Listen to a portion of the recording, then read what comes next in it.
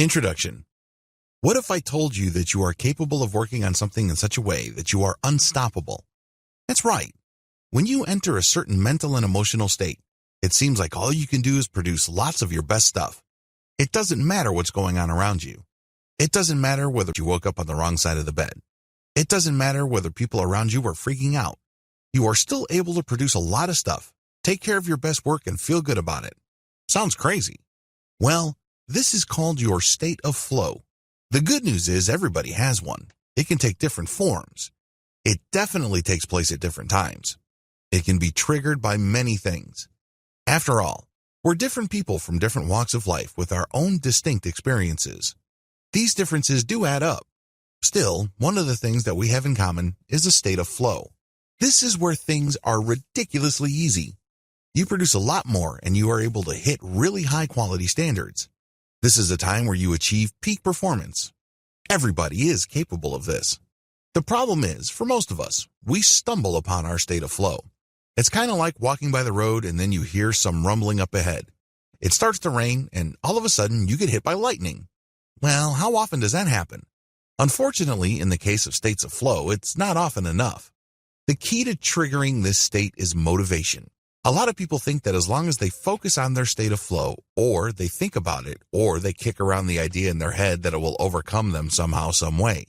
It doesn't work that way. You're missing a key ingredient. You're missing motivation.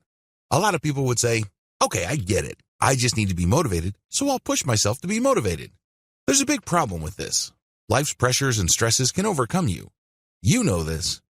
I know this. Everybody knows this. We surround ourselves with too much clutter. And I'm not just talking about clutter that you can see. I'm also talking about emotional and mental clutter. These are uncomfortable memories. These are regrets, problems that we dwell on. These can also involve our worries about the future. It is no surprise that given this background, our priorities get scrambled. Whatever motivation we may have gets drowned out by the background noise of the rest of our lives. Sadly, the more people focus on their need for motivation, or worse yet, the results motivation brings, they lose sight of their capacity for motivation. This is why a lot of people continue to struggle. In fact, so many of us have resigned ourselves to the inner and outer struggles that we have lost sight of the reasons why. This training teaches you practical tips to get motivated on command so you can achieve your state of flow. Your state of flow is the goal. Motivation is the path to that goal. Motivation is also the fuel for your emotional and mental engine. Be clear about these distinctions. Don't get them confused. Focus on practical goals. This training is not a feel-good training, okay? If you're looking to get pumped up, excited in broad, generalized ways, this is not the training for you. Instead, this training is all about practical results. This training is intended to help you become a more effective human being. We define effectiveness in a very limited way here. Again, this can be controversial because a lot of people would have very expansive and broad definitions of effectiveness that operate on different levels. There's nothing wrong with that, and in many cases, this is highly commendable. However, as far as this training is concerned, we're going to focus on practicalities.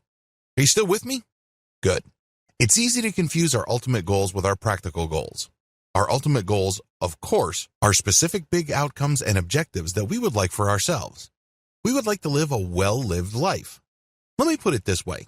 If you knew that you were going to be put in a box tomorrow, what kind of life would you have desired for yourself? In that instance, knowing that you're going to die, you are forced to look back at your life and judge what you have accomplished and be clear about what you wish you had accomplished.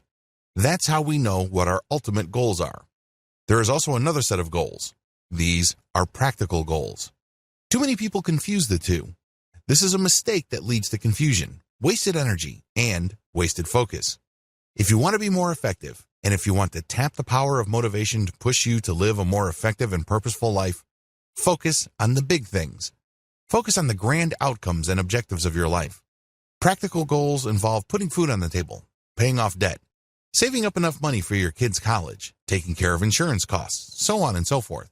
These are important goals, mind you, but in the big scheme of things, they're just steps that you take to go a certain direction. They are a means to an end, and the ends are worth the most. These are your ultimate outcomes and objectives. Don't confuse the two. Be clear about the big outcomes and objectives of your life.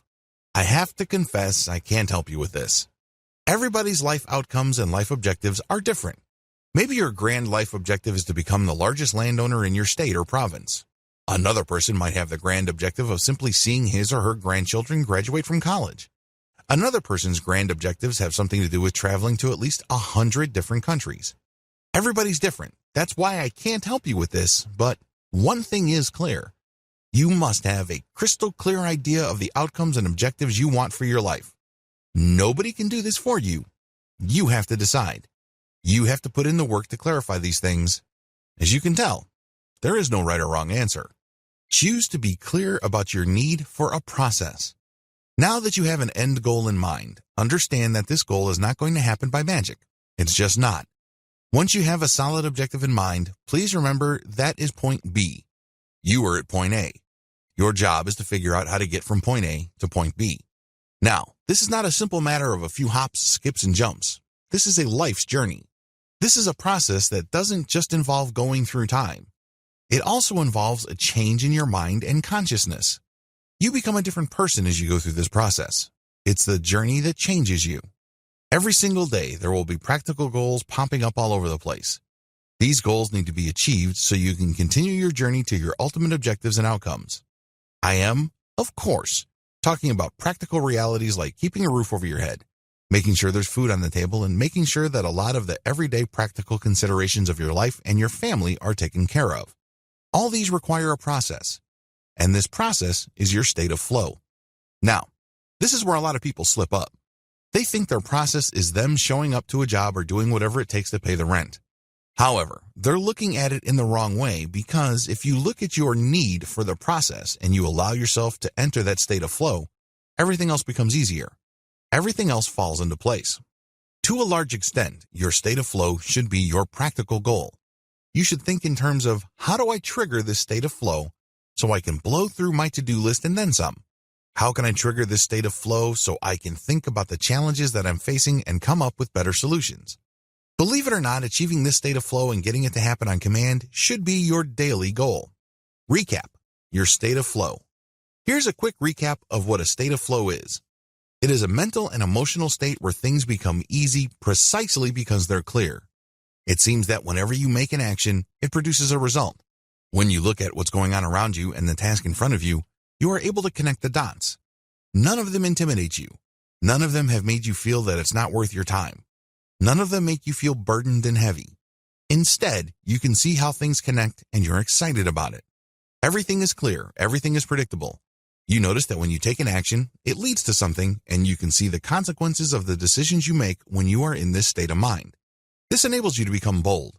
You're no longer feeling like you're this piece of plastic floating out there in the middle of a tropical storm in the ocean of life, being pushed from one end of the ocean to the other end, with absolutely no control nor a sense of ownership about what's going on.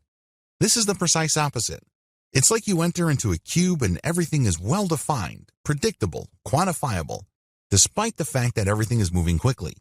This gives you courage, boldness, and resolution. Everything just clicks, and everything just works. This is your state of flow. Now, please understand that states of flow vary from person to person.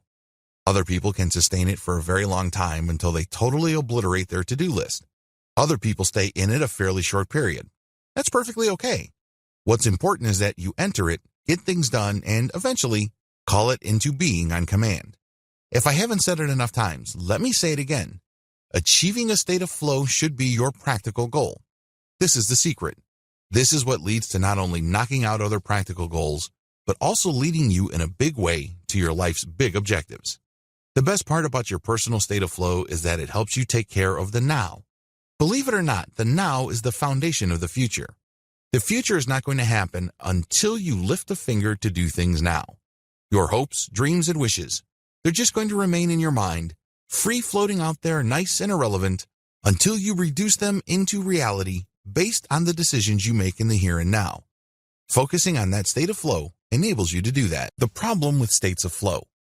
I know at this point you're all excited about achieving this mental and emotional state.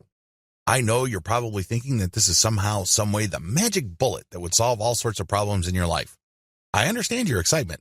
There's definitely a lot to get pumped up about. However, there's a problem with states of flow.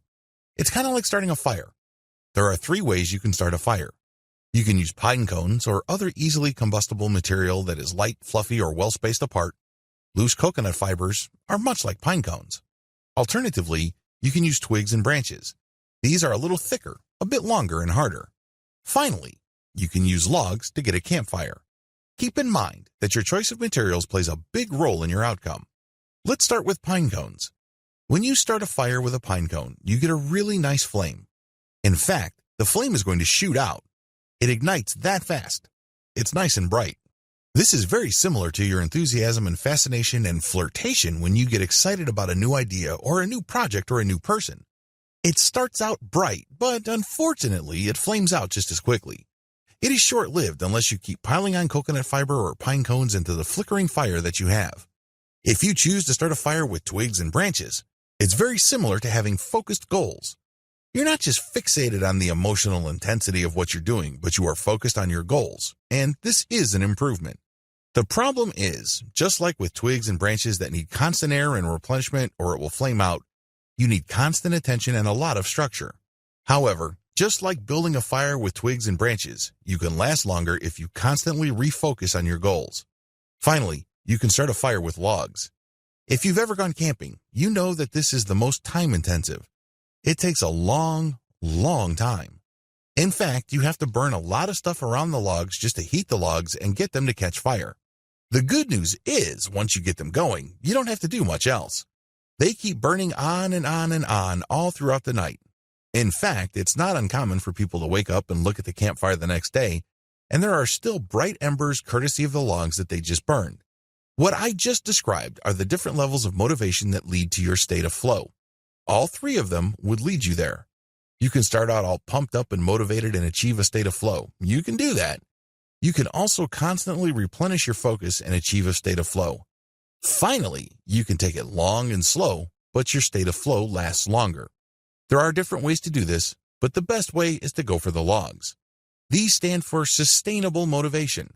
This training teaches you how to achieve sustainable motivation so you trigger your state of flow more frequently and stay within that state for a much longer time. I have nothing against enthusiasm, fixation, or fascination. However, the problem is those don't last all that long. Similarly, constant focus can burn you out. Sustainable motivation takes quite a bit more work and it takes some time to get going. The good news is that it mentally pays for itself once you get it going, stoking motivation the right way. To achieve sustainable flow, the initial time can be long and drawn out. Again, it's like starting a campfire with logs. It can take quite a bit of time. Oftentimes, the initial fire would flicker out, so you'd have to make sure that the logs catch fire. You really can't expect a spark that starts an inferno that lasts weeks. It doesn't work that way. You have to stick to the process of stoking your motivation until it ignites and stays bright and focused for the long haul. There are going to be many false starts along the way. Don't be surprised if you get motivated and all of a sudden you flame out. Sometimes you're really pumped up, but somebody shows up or they say something or you see something that throws you off and your motivation just drops like a rock. You may be able to hit your groove, and it'd seem that regardless of what other people are doing and saying, you remain focused and motivated. So far so good, right? However, sooner or later, it starts to flicker out, and before you know it, it's gone. You have to keep igniting your motivation and keep at it until it is self-sustainable. You have to reach a point where it just keeps going and going. How does this happen? Well, it all boils down to momentum. There is a point in any kind of process where people are able to reach a level where it takes more effort to stop than it does to start. Things start to pile up on top of each other and you achieve a momentum. It's like you have a lot of force behind you, so it takes less effort to stay motivated than digging your heels and stopping. The key is to not get demoralized by the false starts. Believe me, if you were starting any kind of project and you're all pumped about it, but for whatever reason it doesn't pan out, you don't get the rewards that you expected the first time, the second time, or even the 10th time you try. It's easy to get discouraged, but you have to keep at it until you achieve momentum. This is what filters a lot of people in terms of success habits. We've got this idea in our heads that when we think of a goal, we automatically assume that we will reach it. We automatically expect that we will get quick results with very minimal effort. Of course, we both know that this is not the case.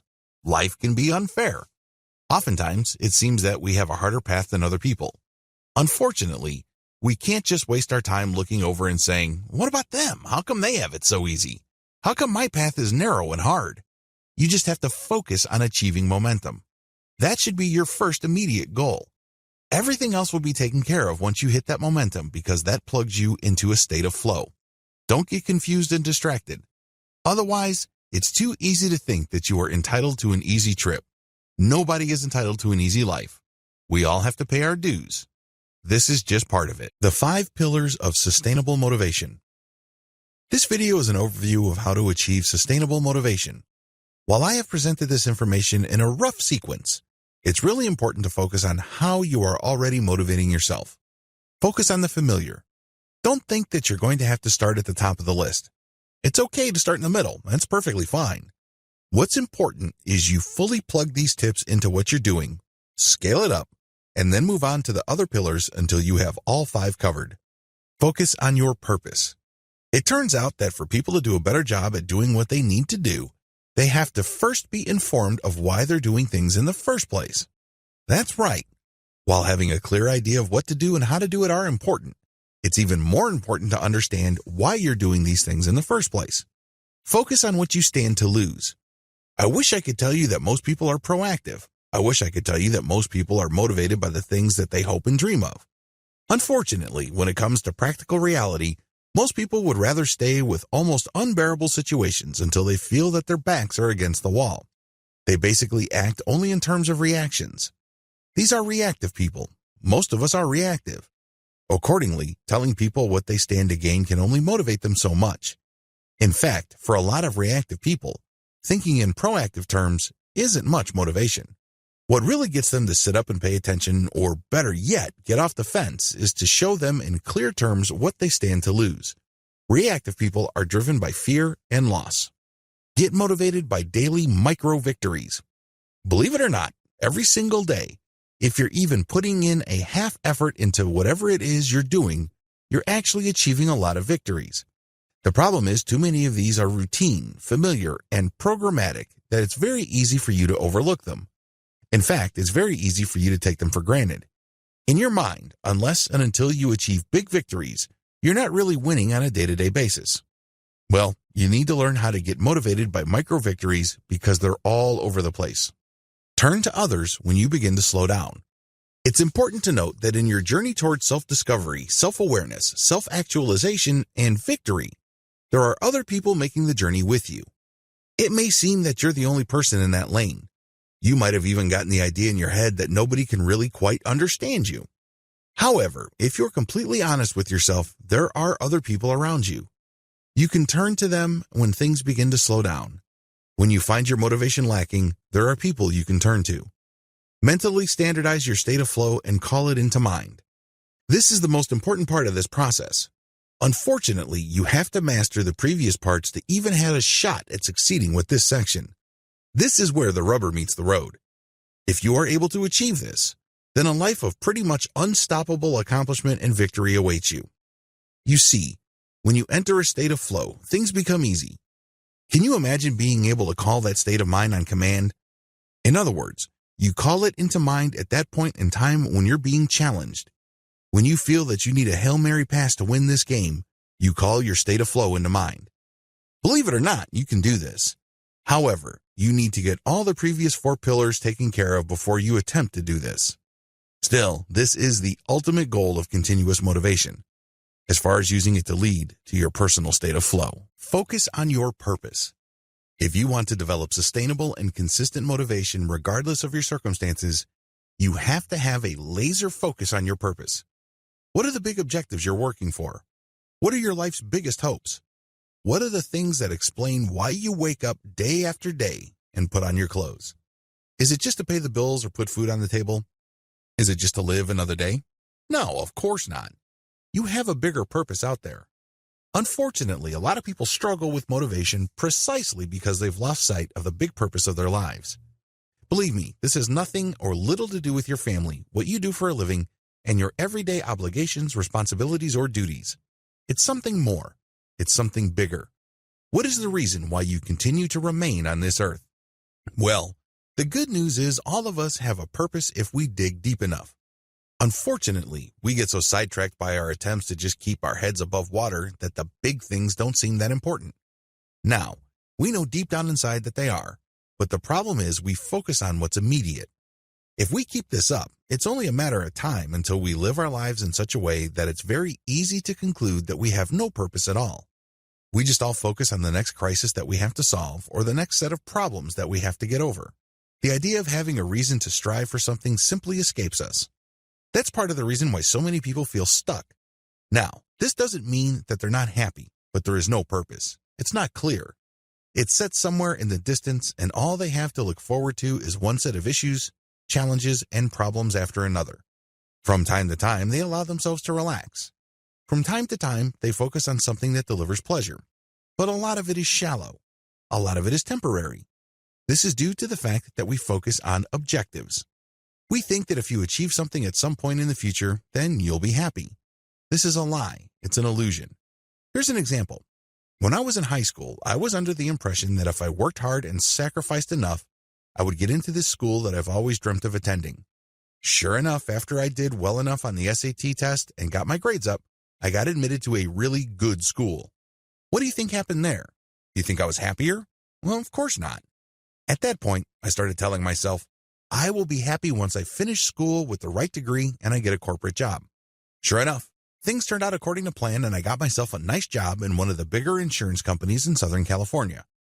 Do you think I was happier then? By that point, my definition of happiness changed to something else. It seems that each time I reach the goalposts keep getting pushed forward. I wish I could tell you that somebody else was doing it, but I was doing this to myself. I'm hardly alone. You see, our definition of success and happiness changed based on our circumstances.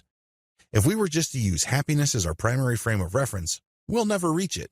It's going to be an impossible destination that keeps getting pushed further and further away. It's as if we're constantly kicking the can down the road. Again, I'm not the only person doing this. Now, if I were to live my life based on purpose and focusing primarily on why I do things instead of what to do and how to do it, I probably would have a different experience. Purpose is not just an objective. Your purpose actually defines you, reflects your character, maps out your personal values, and reflects your legacy and destiny. I know that these are big words for a lot of people. After all, this training is supposed to be practical, but this is the most practical thing you could wrap your mind around. Until and unless you focus on the big things of life, which is your personal purpose, it's going to be very hard to get motivated and remain so. It seems that all the other empty details of life constantly get the better of you and you get confused. Your resolve starts to waver. You start thinking, what's the big deal anyway? Why don't I just choose to be happy now? Why don't I choose to be happy with the things that I get? Well, when you do that, you're settling. You're not living a purpose-focused life. You're definitely not living life according to your terms. Instead, you're settling for the crumbs. You're settling for the things life kicks your way.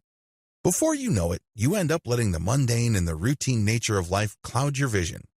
It's hard for you to develop a sense of urgency because you'd think, what's the point? I'm never going to be fully happy anyways, so might as well settle for now. Make no mistake, when you focus on your purpose, you clarify the mundane, break past the routine, and excite a deep sense of urgency. You'll never feel like you're just wasting your time and just going through the motions.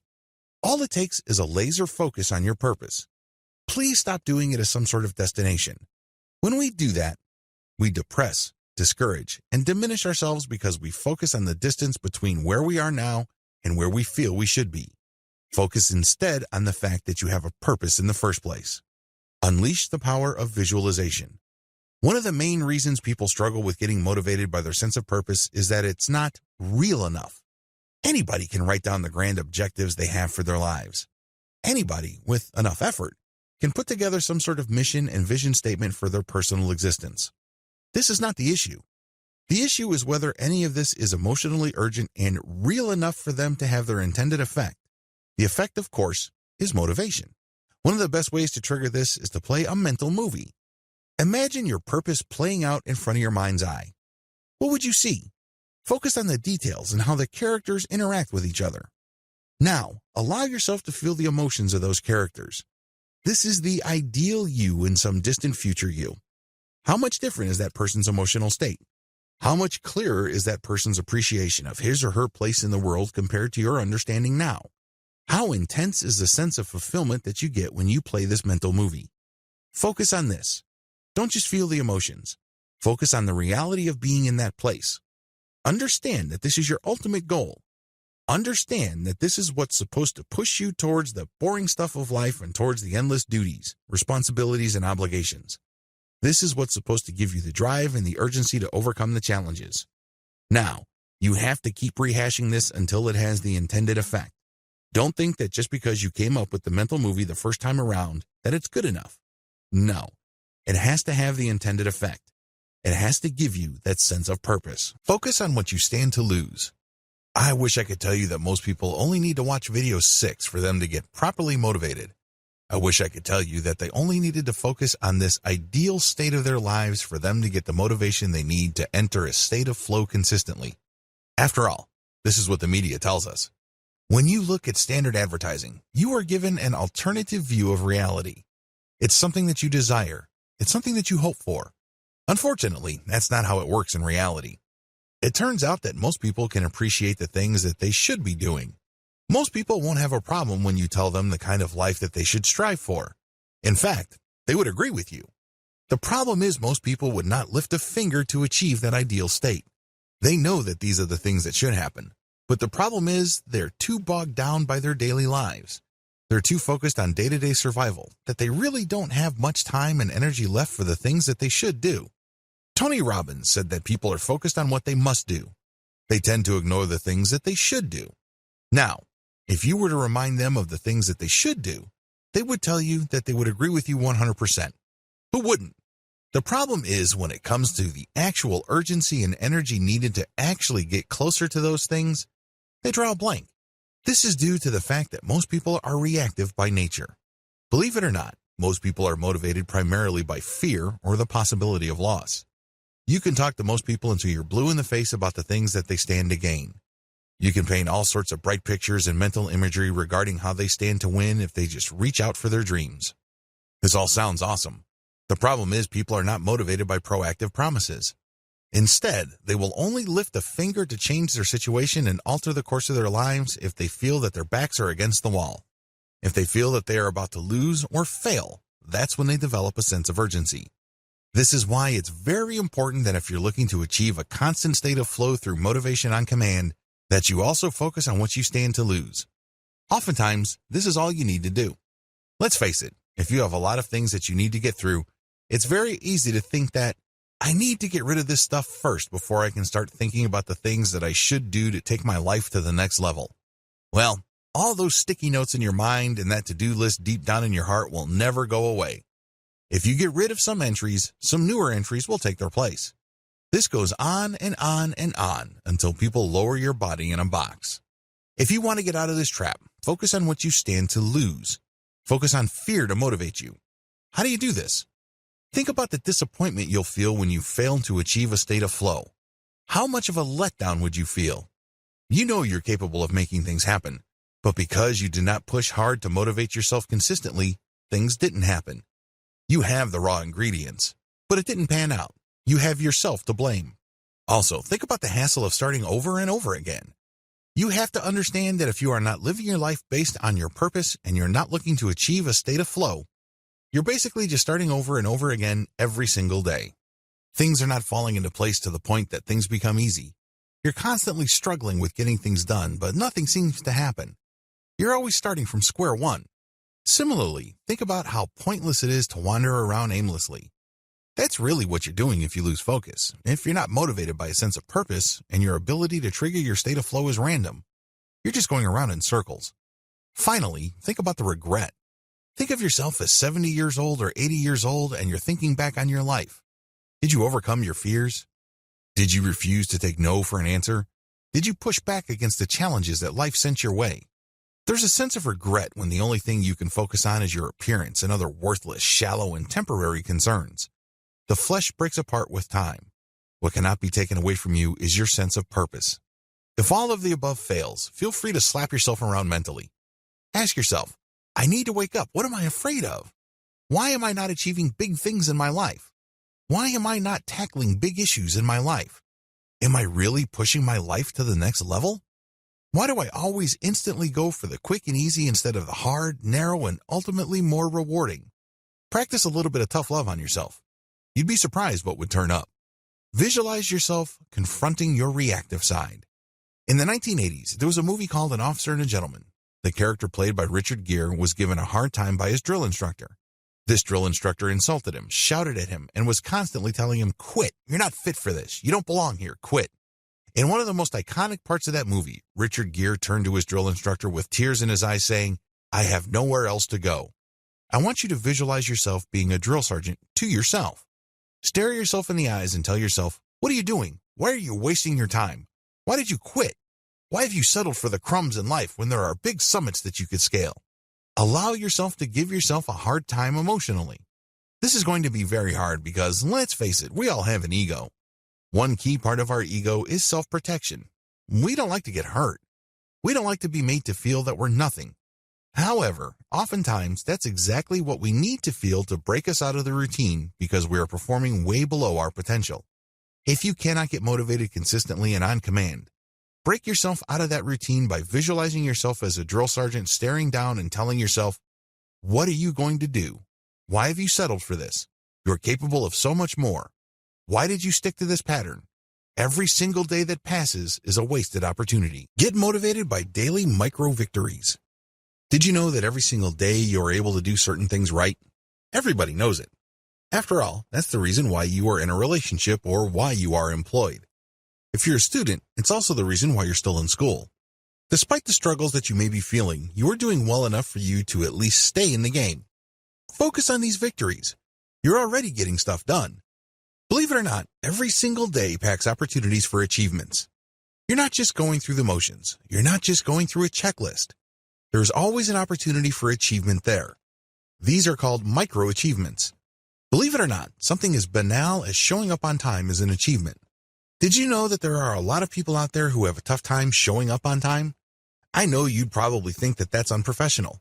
For whatever reason, people never run out of excuses for why they're always late. The fact that you can show up on time is a victory in and of itself. Similarly, getting small tasks done are victories. Now, you may be thinking that this is too much. You might even be thinking that I'm pandering to you or condescending. No. Imagine when you first started. Those small tasks were not so small because you haven't done them before. Now you're knocking them out every day. Be aware of this. Finally, communicating with people clearly is also an achievement. Now, you may be thinking, well, as a human being, this is a default skill we all have.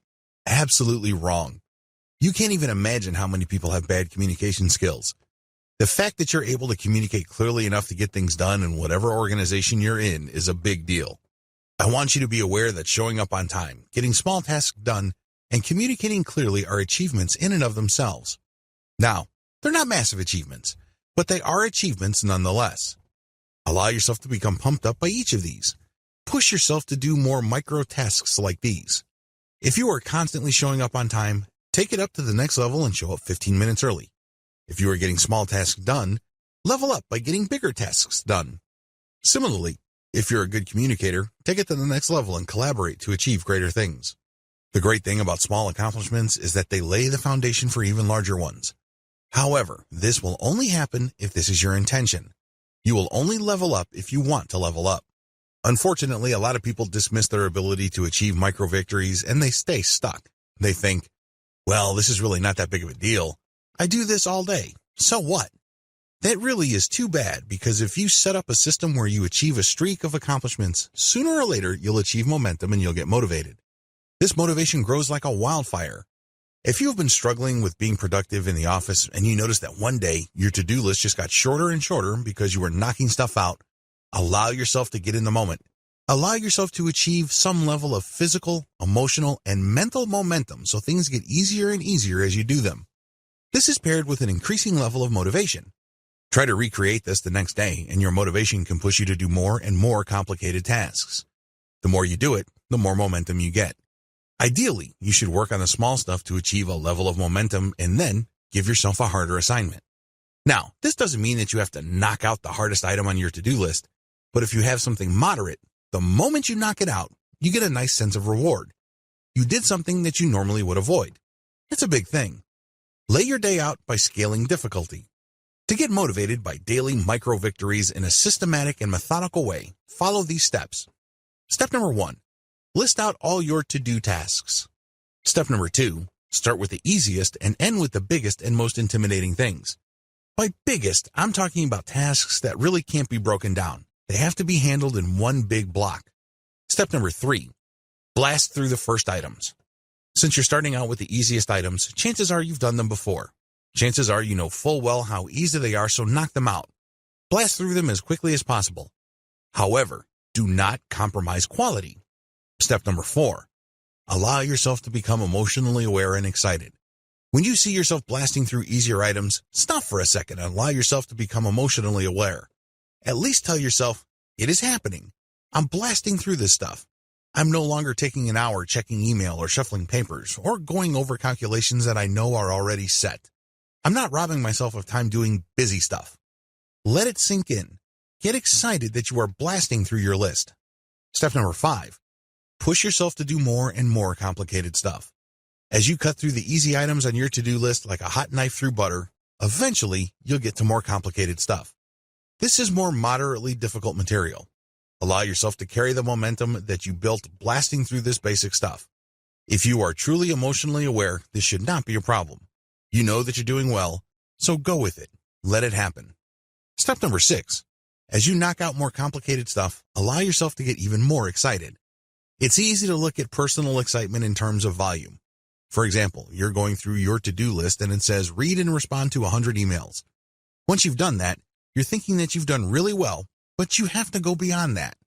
You have to also look at the quality or complexity of the item you're handling. Get excited by those items. Understand that normally this takes quite a bit of work and getting used to, but here you are knocking it out. Allow yourself to scale up the excitement that you have. This is a sense of ownership, control, and discipline you're achieving.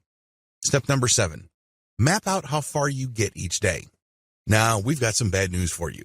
If you laid out your to-do list properly, chances are there will be some items there that really take it out of you. Maybe these are the moderate things or the harder materials. Whatever the case may be, as you initially blast through the easy stuff and things slow down a little bit with the moderate stuff, eventually you'll reach a point where you'll run out of time. Maybe it's time to go home or it's time to get on with the rest of your day.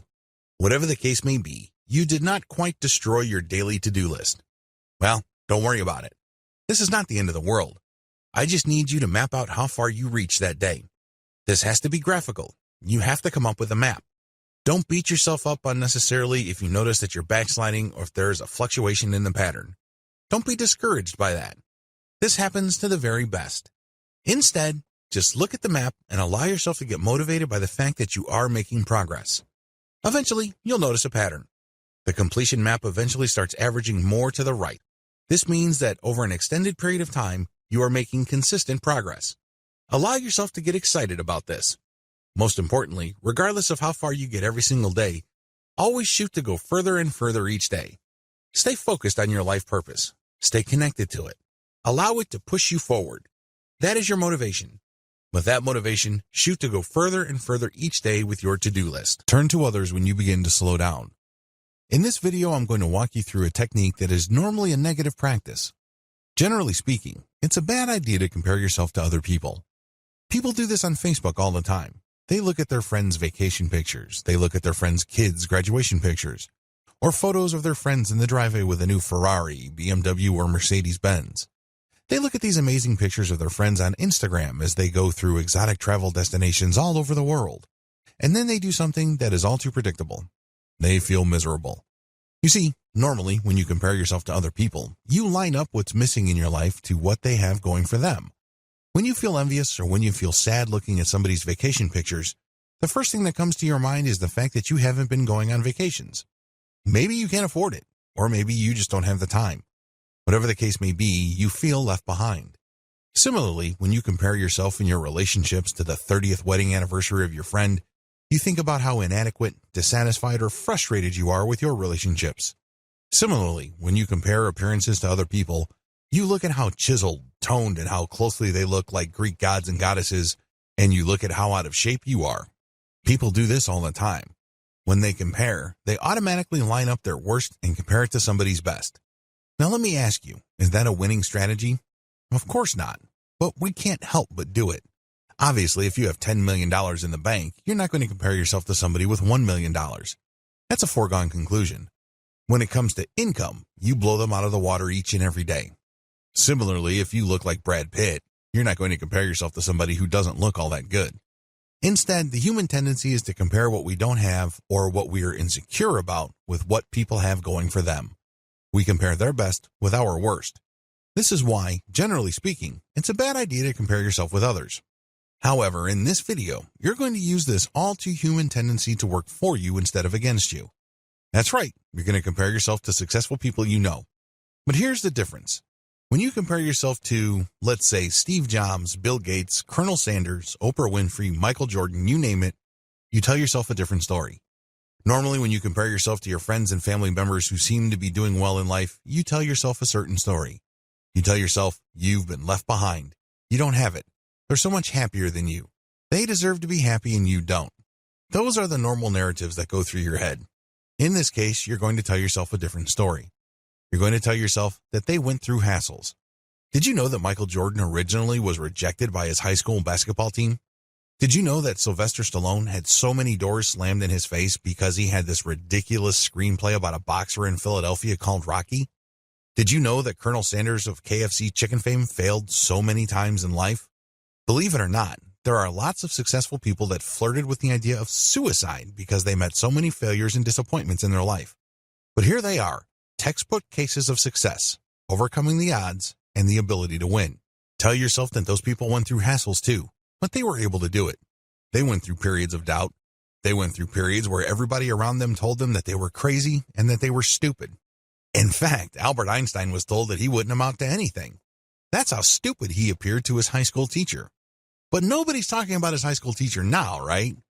We talk about Albert Einstein, Michael Jordan, Bill Gates, and Steve Jobs as heroes. But they are human beings, too.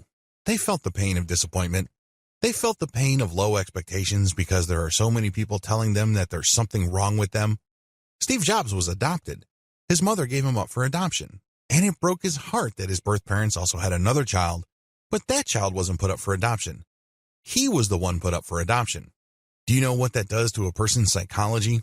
That person, for the rest of his or her life, would ask, why did I get put up for adoption when my sibling wasn't? I need you to get into the minds of these successful people and realize certain lessons. First, as I have mentioned earlier, they grew through hassles just like you, but they were able to overcome. Compare yourself to them in terms of their ability to overcome. In fact, a lot of these people start off in a worse position than you.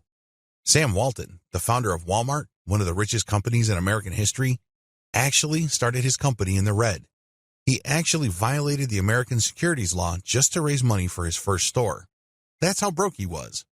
But now, his descendants are all billionaires. This brings home the second lesson. These people that you're comparing yourself to are not better than you. Oprah Winfrey did not come from a privileged background, but she was able to overcome it. If she can do it, you can do it too. These people did something different from you. They improved their problem-solving skills. That's all there is to it. This means that you have to allow yourself to challenge your problem-solving skills. If you are faced with any kind of challenge, try to go under it. Try the front door. If that's not available or if the basement is off limits, try the roof. If that's not happening, try the side door or the back door. If today is simply impossible, try it the next day and the day after. Try next week or next month. Eventually, you will be able to solve the puzzle because every single one of life's difficulties and disappointments is simply a puzzle that you did not have the solution for at that given time. But just like a puzzle in real life, just because you did not solve it right, it doesn't mean that you'll be unable to solve it forever. Keep trying. Map out how far you get and who you thought about to inspire you. Keep repeating this daily. Keep pushing. In fact, if you shoot for a 1% improvement every day, you will eventually break through. Think about it, a 1% improvement. It may not seem like much, but it means that in 100 days, which is over 3 months, you will double your results. Not too bad. And if you keep shooting for that 1% improvement every day, you will overshoot your goal sooner rather than later. Don't be afraid to turn to the lives of other people when you begin to slow down.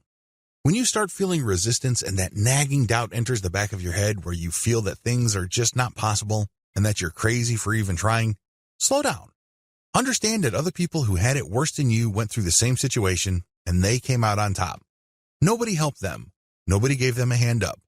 You can do the same. Mentally standardize your state of flow and call it into mind. At this stage, you should already have established states of flow. You should already be achieving that mental and emotional state. Now, the next step is to call it into mind. In other words, make it happen on demand. As I've mentioned in the introduction to this training, the fact that you achieve states of flow from time to time is not enough. Because, let's face it, everybody achieves a state of flow from time to time. What you're shooting for is something dramatically different. You're shooting to achieve that state of flow on command. It is not based on how you feel, not based on whether there is the right kind of drama around you, and it doesn't matter whether people are pushing you and are properly supportive. No, you must be able to call this state of mind on command, based on your will, based on your decisions, and based on your agenda. This is how you separate consistently and habitually successful people from everybody else. How do you do this? Well, follow the steps below. Step number 1, pay attention to your performance. Get ready for the next time you achieve a state of flow. Anticipate it. Be ready for it. What are you going to do when it happens? Well, the next time you achieve a state of flow, take notes. Savor it. Stop for a second and tell yourself, I'm in a state of flow. This is happening. Allow yourself to get emotionally absorbed in the process. Try to remember every detail of your mental and emotional experience. Remember, the hallmark of a state of flow is when things become really easy and everything is predictable.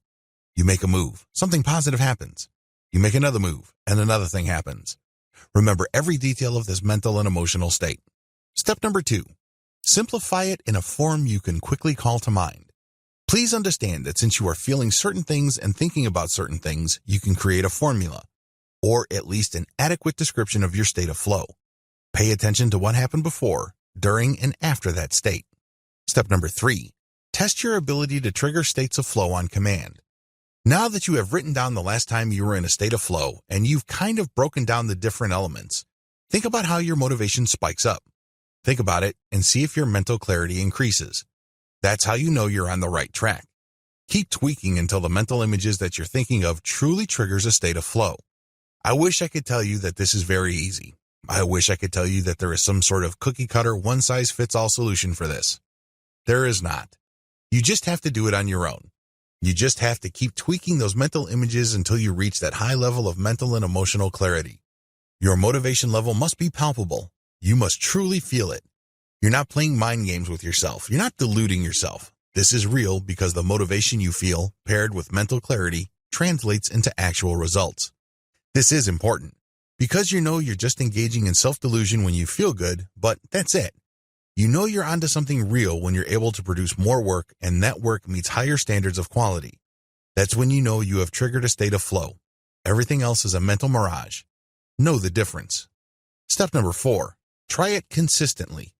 When you feel your motivation triggered by this mental image that you use to enter a state of flow, keep it going by focusing on mental images that you know trigger your state of flow. You can also do this when you feel your motivation is lagging. Try to spike it up with the right mental image. You're probably going to have to switch through many different mental images until you get it right, but that's okay. The key is to identify a consistent mental image that puts you in that place. Step number 5, double your efforts. Here's the secret. When you have the mental image and you've achieved that state of flow, put it to use. Double your efforts. Allow yourself to do twice as much as before. If you're only able to file 1 report for your job each day, use your state of flow to do 2, then 3, then 4. Go with that feeling. Don't say to yourself, well, I have met my quota already, or what am I doing? If I step up my production, chances are my supervisor, my boss, or the owner of the company would increase their expectations of my productivity. I might be shooting myself in the foot here. Forget all those doubts. Just go with the feeling that now you are taking ownership of an important part of your life. Before, you were lazy, unmotivated, and you were just doing the bare minimum to avoid getting fired. Now, you're going to be a star. You're going to be one of the few assets in the company that you work for. Did you know that in any given organization, 20% of the people there account for 80% of the results? This is called the Pareto principle, also called the 80-20 rule. If you want to get anywhere in life, be part of the 20%. The 80-20 rule is an iron rule of human life. Did you know that 20% of the population own 80% of the wealth? 20% of the population pay the vast majority of the taxes. 20% of any NBA team account for 80% of their points. This applies across the board. This is hardwired into the human condition. Be part of that 20%. Let it happen. Double your efforts today. Step number 6, Push harder on more difficult tasks. Focus on getting a crystal clear view of the mental image that triggers your state of flow. Zoom in on it. Allow it to sink in. Once you get triggered and you're extremely motivated, just let it happen. Don't break it, don't stop, don't edit yourself. Don't say, I'm just doing too much, or I'm taking on something that's too big. No, just focus on your harder tasks and just push through. Allow the momentum to carry you forward. Don't mentally say, what am I doing? Don't think any thoughts or images that would make you doubt what you're doing. Let the momentum carry you forward. This is how you mentally standardize your state of flow and call it into command. The more you do it, the more natural it becomes. Eventually, it becomes part of who you are, and success becomes habitual.